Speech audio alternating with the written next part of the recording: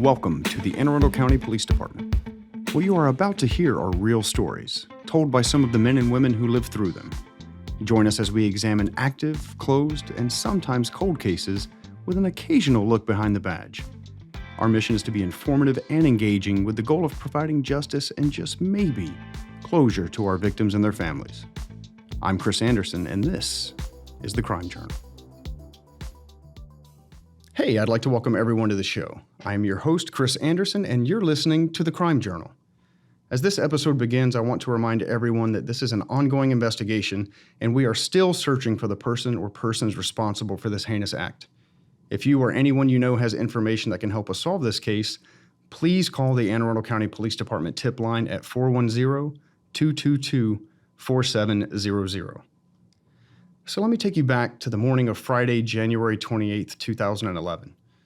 A fairly significant winter storm has just battered the Mid-Atlantic region, and there's a thick layer of ice and snow covering most of the ground. There aren't many cars on the road to speak of, and most local businesses are closed. It's approaching 11 o'clock in the morning, and a postal carrier is making their daily rounds when they happen upon something that they felt was out of place. As the postal carrier was making their daily collection near the Gavigan's Furniture on Ritchie Highway in Glen Burnie, Maryland, they noticed it. A small red SUV parked in the middle of the lot, which ordinarily wouldn't have been unusual except that a light snow was still falling, it wasn't fully in the parking space, and perhaps most importantly, the window on the driver's door was shattered. What that postal carrier happened upon was a vehicle containing the body of Myra Elizabeth Cason, a 63-year-old beloved and retired Meade High School teacher who lived in Glen Burnie. She was slumped over behind the wheel of her red 1994 Suzuki Sidekick. When officers arrived, they discovered that Myra Cason had been shot multiple times. She was pronounced deceased at the scene. That's when homicide detectives were called in to investigate. 63-year-old Myra Cason was found inside her Suzuki Sidekick Friday morning.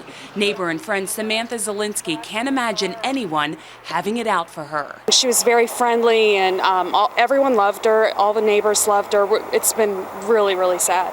A witness called police after noticing shattered glass in the parking lot of a Pep Boys and Gavigan's Furniture off Ritchie Highway. Cason was shot in the chest and pronounced dead at the scene. The detectives are calling it a suspicious death at this point. It's unclear of anything else other than that right now. Homicide investigators believe the killer was in the car with Cason and forced her to drive to the parking lot around 8:30. Police think she was shot about 20 minutes later, and robbery may be the motive. Cason was last seen leaving a doctor's office that morning. She's lovely, lovely person, so sweet. She was always talking about her sorority sisters, and she's just a great person. Zielinski says Myra Cason just went to New Orleans with her sorority, Delta Sigma Theta. She was known to do charity work. Cason's other car is still parked outside of her Glen Burnie condo. At this point, we're all just kind of shocked, and, we're cooperating with the police and just trying to support each other. I know the neighbors have all been, knocking on my door, and a lot of people are crying. It's just shocking. Welcome to the show, and joining me today is Detective Regina Collier. Hi, how are you? I am doing pretty good. How are you? I'm good, thank you. Okay, so the reason why we're here today is to talk about Myra Cason. Yes, Miss Myra's a very special case to me. And I guess, what are your recollections of what happened during the initial moments of that investigation? Well, when the call came out, it was a very snowy day. Weather conditions were not the best for anyone to be out driving at all, really. So the more we looked into Miss Myra, we were like, why was she even out that day? And then we began to find some things about what she was doing that day and the reason she would possibly be out. So was the weather a factor, like, in the investigation itself? Did it hamper, what you guys were trying to look at, or? Yes, it did, unfortunately, because it was such a snowy day and different cameras were blocked from snow piles, because one of the camera sources that we did use where her red Suzuki Sidekick was found was right next to JBA Chevrolet. And when she pulled into the parking lot, she just happened to park right behind a big snow pile. So her whole vehicle at that point was eclipsed, and we couldn't see anything behind it. All you could see is her coming into the parking lot, driving around. And the weird thing is it looked like she was looking for somebody. So it didn't look like she just happened to pull into that parking lot. It looked like she went to that parking lot looking for somebody to meet somebody. And then where she happened to park just happened to be behind a snow pile. But Just happened to block the cameras. in this business, that's what happens. It happens, unfortunately, more than we're used to. And then another camera we were hoping to access, which was a building right across the street on Ritchie Highway. Because of the weather, it just wasn't working that morning. And that would have had a perfect view, too. And they had already started, I guess, the cleanup operation, so we weren't still in the middle of the snowstorm, so to speak. So the businesses had already started clearing lots. And how did that come into play with what you saw or what you didn't see? Mm-hmm. Well, since they already had started clearing lots and the areas were plowed and things like that, so we couldn't find, shoe prints or anything like that, because at that point, salt was already laid down. I mean, you could see that the certain areas around her car, underneath the car was drier than the outer part, but you still couldn't see footprints or anything like that. So directionally, we didn't know where suspects could have possibly gone. Yeah, and you said that when she came into the parking lot, it appeared that she was coming in to meet somebody, that she had driven there on purpose with the intent of, finding somebody else there. Do you know how she came to be in that particular lot? No, because where she was originally going, we did a timeline of her course of driving, I guess, for that morning. So she had a doctor's appointment that she had to be at 7:30. And that was in a doctor's office off, I believe it was Quarterfield or Old Stage. It was Maryland Primary Care Physicians, which is a big doctor's group around here. So she had an appointment there at 7:30. And then through talking to witnesses and other patients and things like that, we found out she left there approximately 7:45, 7:50. And then she is seen on camera from the JBA. Actually, they also have a camera that points to Ritchie Highway, seeing her red Suzuki Sidekick drive up Ritchie Highway and turn into the parking lot at, it is 8:31, I believe. So if she left at 7:45 to 8:31, there's 45 minutes of time we have unaccounted for. Did someone get in her car? Did she pick someone up? Was she going there to meet somebody? We do know that she was given a prescription that she was supposed to pick up at the Giant Food where her pharmacy was, right up the street by across from the MVA, that giant grocery store, and she never showed up to pick up that prescription. So it leads us to believe she was going there for a purpose, because there's no other reason she had any business, from everyone we talked to, that she would even be in that parking lot. Yeah, because she didn't live near the Gavigans. No, she actually lived in the area of Fox Chase and Glen Burnie near North Arundel Hospital. So it was awkward that she would even drive in that direction, because it wasn't in the direction of the Giant and it wasn't in the direction of her home. Yes, it was totally off of her route. Mm-hmm. So who was she going there to meet? And you could see from the way she was driving around the parking lot, she was looking for somebody. It was just kind of not someone just cutting across a parking lot. It's like you're actually looking for another vehicle or something. And did those cameras show you anything else other than her vehicle driving around in that parking lot? Well, one thing we did, and we actually put out an informational flyer about this later, it also showed that there was another vehicle, a dark-colored sedan, that pulled in her direction. But were they the ones that did it, or did they find her and just leave? Was there anything else that those surveillance cameras captured that was of interest to you? Yes. The cameras also showed that there was a dark-colored sedan, which very soon after she pulled into the parking lot, also pulled into the parking lot, and pulled in the same general direction she was at. And then, of course, you're behind a snowbank. So our question is, and it's something that we're still trying to find out, is were those people involved? Were they the ones that possibly did this? Or are they witnesses? Are they someone that can give us more information? So we're still trying to identify whoever was in that sedan. And that's hopefully something that somebody will come forward and tell. Maybe that time they witnessed something and they were too scared to say something. And as time goes by, people's relationships change, people's thought processes change, and hopefully they'll come forward and tell us what they know or what they saw. And most of these cases are following the evidence to go where the evidence leads you. What were you able to get, if anything, out of the car? Like, was there anything indicating, I don't know, enemies, people she had problems with, any sort of information that like pointed you in the right direction in your belief during that initial? When we start trying to figure out who could have possibly done this, you're right, the first thing we do is we look at the scene.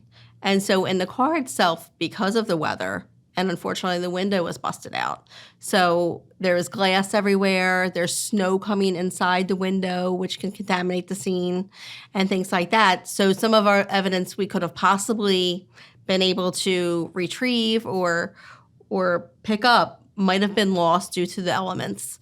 But in the crime scene itself, which was the Suzuki, we were able to obtain some DNA, and it is in our CODIS system. And I guess other than the initial caller, the person who found Miss Cason, were there any other witnesses that came forward? Anybody that said they saw either her car or something unusual in between the doctor's appointment and the Gavigans? No, unfortunately not. We were able to find a witness who said they saw her leave at the doctor's office and she was by herself.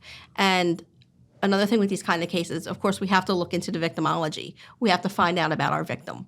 The more we know about our victim, we can find out if they have enemies or anything like that. So everyone I talked to with Miss Cason, they loved her.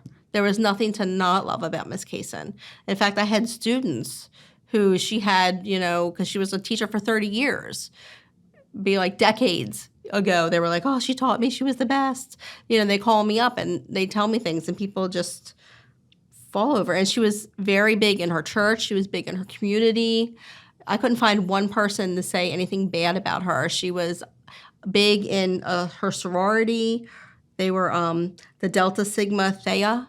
And in fact, when officers responded to the scene, one officer's description is he was like, we found a middle-aged African-American female slumped over with her red and white Greek-style hat. So she was representing her sorority even that day. Yeah, so loved by so many and cared for by so many. It's hard to imagine that anyone would want to do anything of harm to Miss Cason, and I guess that just makes your job that much more incredibly difficult because this horrendous act was done, but all of the answers are she was loved, she was beloved, she was a teacher, a sister. I'm sure her family was just as puzzled as you guys have been for the past, what are we going on? Was that 2011? 12 years now almost. So, and still no answers. Still no answers. Everybody was devastated. Everyone was beside themselves. In this case, I couldn't find anything that Miss Cason could have been doing wrong. And people were saying she was very cautious. She was very safety conscious. They said that she would never leave her car doors unlocked. She would always drive with them locked. At the scene, both doors were unlocked. So a lot of things we found were very strange, and they didn't add up to her normal way of acting. So there was definitely something going on. And she was also described as very feisty. So if somebody tried to rob her, possibly she fought back because they said that she was very feisty, spunky. She was a tiny little thing. But they said that she was a spitfire. Yeah, and I guess 2011, there wasn't a whole lot in cell phone technology that went into play as far as GPS locating and text messages and just that sort of evidence path to go down. Like you have today, you have all these digital detectives that can go into, all of these different electronic devices and say, oh, hey, their cell phones plotted off of this tower and they sent this text message to this person, and no such thing existed back in 2011. In 2011, it actually did. But Miss Cason, she was 63 years old. She never used her cell phone. Very rarely did she use her cell phone. Her cell phone was actually with her, but she didn't call anybody. Like if you were to look at my mother's phone, the only person she has any calls from is me. She doesn't use it for anything else. She doesn't call anybody on it. It's, I believe, a generational thing. And was there anything else surprising that was either there or not there of her personal effects? Yes, there was. There were some things that weren't there that we would have expected to be there. There's things that seemed out of place at the scene, but there are things that just led to more questions. And were there any reasons to, execute, search warrants on her property, her residence, to see for sort of things of evidentiary value you could grab, from her house? And I'm assuming all of those were also dead ends. There were no... Unfortunately, we didn't find anything that was able to help us during our case. And during the course, and I don't know how much we can talk about any suspects were there that were developed, and then those leads were exhausted and ended up, providing nothing of value. Yes, we went down a lot of different avenues for this because during this time we were also having I don't want to say a rash, but we were having a couple things of like citizen robberies. I remember we had one that we actually looked at this one pretty good. It was a citizen robbery at a hotel there by BWI, and those people were robbed from their car and things like that. So we looked into that. But unfortunately, that didn't show up anything. Then in the beginning, we did have some people call in. We had some people call in and say, oh, I think it could be this one. But then once we go and we look into that individual, they have an alibi or it checks out or they weren't in the area. Unfortunately, even one of our leads, the two people that they said that did it, they were already deceased. So we appreciate the phone calls. The more phone calls we get, the better. The more information people want to give, even if it's not something that you think is important. It could be something that could be the missing puzzle piece we're looking for. Yeah, sometimes people think, oh, it's nothing. It was very minuscule or mundane, and it wouldn't be even, and then it could potentially break the case. True. And with Miss Cason, like so many others, once you get to a point where you've exhausted absolutely every single piece of evidence that you can find and comb through, where does the case go? Like how do we move forward to find justice and closure? We keep coming back to our citizens. We try to keep Miss Cason in everyone's mind. We do, like we're doing right now, this podcast, or we do an interview with the newspaper or with a television outlet, a news outlet, just to let people know we haven't forgotten about her, because this is something that Miss Cason touched a lot of people's lives, and it's something that a lot of people want answers for. So what we do is we revisit it and we tell people, if you have anything, even if we talked to you back then and you can think of something that maybe you may not have mentioned now, please come forward and give us a call. Call the cold case unit and let them know that you have this that you think might be important. Or if you saw something that at the time you didn't think was important and you were in the area, give us a call. And a lot of times it is the citizens in the communities where we work and live that are kind of crime solvers themselves. Because we cannot do it without... No, you can't. You cannot do it without other people's cooperation. And a lot of people are more likely to talk to each other or talk to someone next to you when you're at a bar and you can hear them say, people talk. And eventually somebody's going to say something. And then somebody's going to come forward and tell us. And at that point, you can even be anonymous. Give us the information. Let us do the legwork and look into the information to see if we can piece it all together to see if it's valid. So let's revisit the timeline from, we know she left the doctor's office at approximately what time? About 7:45 is when her visit was over. So she left about 7:45, 7:50. And then there's a chunk of time where we don't know where she went or who she was with, who she contacted, yes. Who she had an interaction with, from 7:45 to 7:50 all the way up to 8:30? About 8:31. So approximately 45 minutes there is just missing. We don't know where she could have gone. The weather wasn't that bad that I think it would have taken her 45 minutes to get from her doctor's office up to where she is in Glen Burnie. It's not that big of a distance that it would take her that long. So we do see her that she pulls into the parking lot at 8:31 on the cameras. Then doing our witness interviews of the different businesses around. So, of course, we talked to Pep Boys, we talked to Gavigan's, we talked to the JBA. But in Gavigan's, one of their workers came into the parking lot to go to work and open up. She pulled in at 8:50. And she reported that when she came in at 8:50, she did notice the vehicle there with the windows smashed out. So now our timeline is getting smaller, and we know the actual incident itself occurred between 8:30 and 8:50. Then we don't even get a call. The Anne Arundel County Police don't even get a call until about 10:52 because a U.S. postal worker who was on his mail route, he was delivering mail to the businesses, and he saw the vehicle, and he decided to go over and look at it. So when he goes over and he sees it, he sees the windows smashed out. He walks up to the vehicle, and he sees this woman slumped over in the driver's seat. Unfortunately, still seatbelted in, and unfortunately, she was not alive. So then he was the one that called the police at 10:51. So poor Miss Cason sat out there with no one coming up, knowing this happened for that long, for about 2 hours. So there is that. So getting the timeline together, we're trying to piece where she went, who she talked to, things like that. She was supposed to meet her son that morning. He was supposed to come over to her house and dig her other car out because he came over the day before and dug her Suzuki out so she could go to the doctor's office. But as he didn't meet up with his mother that day, and so I don't know where she was going or why she was up there because she was supposed to go straight home to meet him. So during all this, after this happened, the incident itself, we did informational flyers. That's one of the things we do in the department. We do informational flyers. And now we put them, of course, you see them on social media all the time, but back in 2011, social media was not as big as it is now, not at all.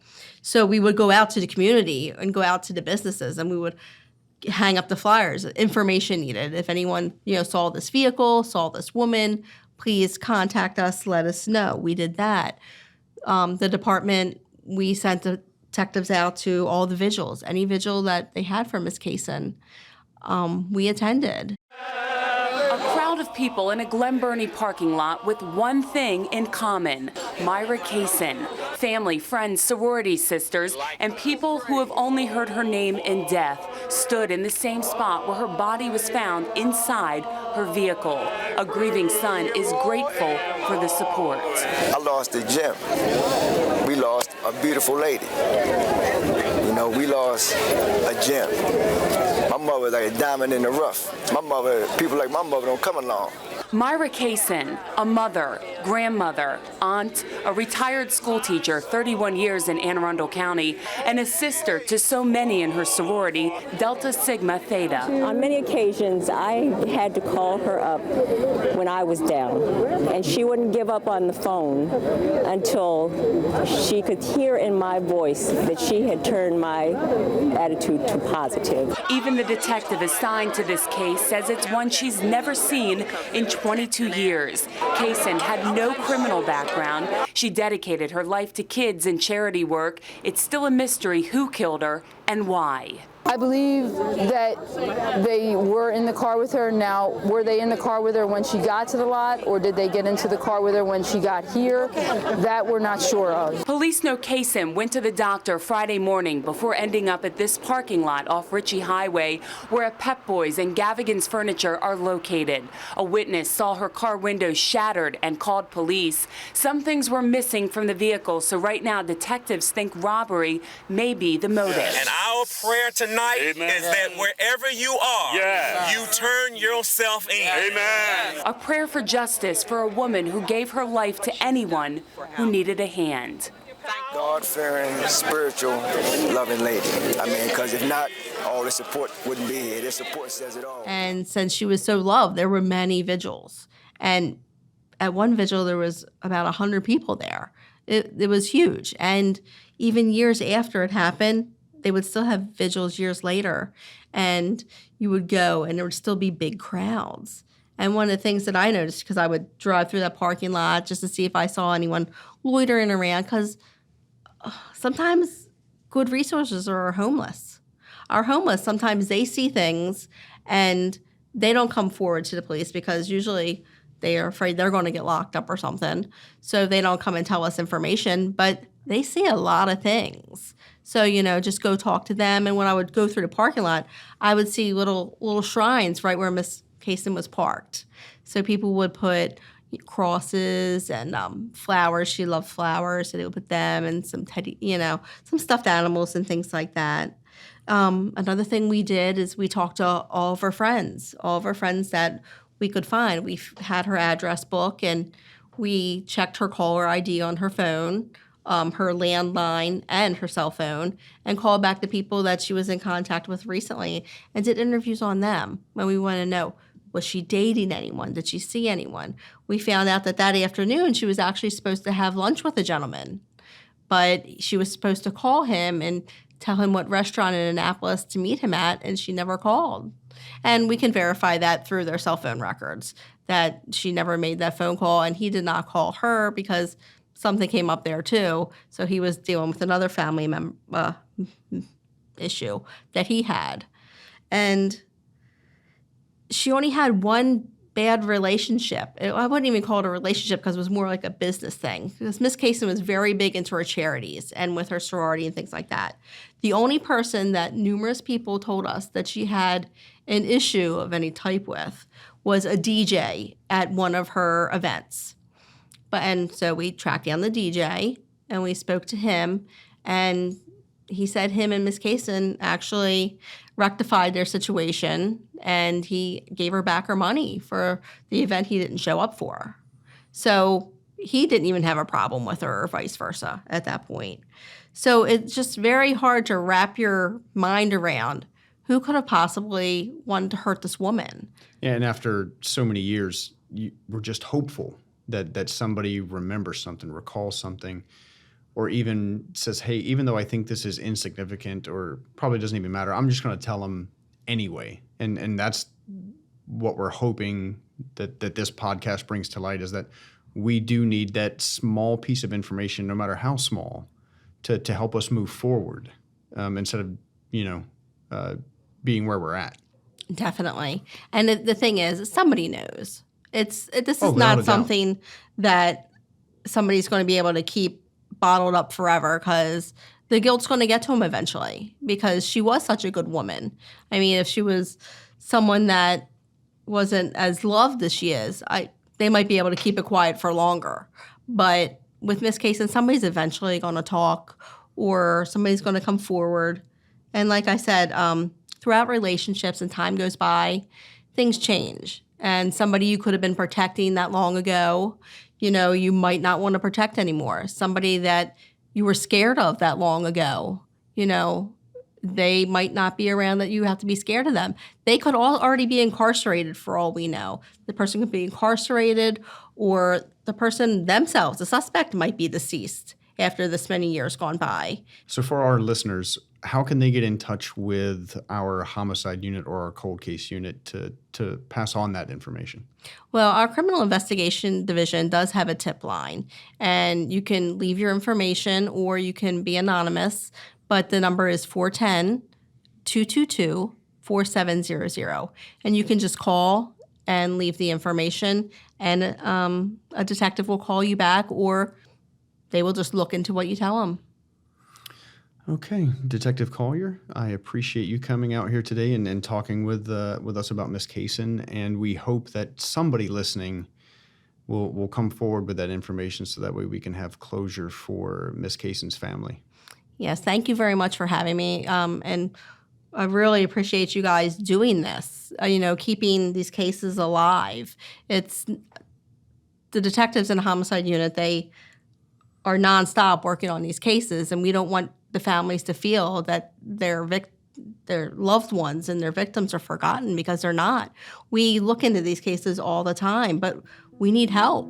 We don't have a crystal ball, unfortunately. We can't just pull it from the air. We need the assistance of our citizens, and we have good citizens in this county, and they do come forward and they do help us, and we all have to work together. This isn't something we can do by ourselves. I'd like to thank our friends over at WMAR2 News Baltimore for their help in making this episode possible. If you or anyone you know has information that can help bring closure to the family and loved ones of Myra Cason, please call the Anne Arundel County Police Department tip line at 410-222-4700. With each passing year, we're still hopeful that someone with information will come forward. We will continue to search for justice for this teacher, mother, grandmother, sister, and friend whose name is Myra Cason.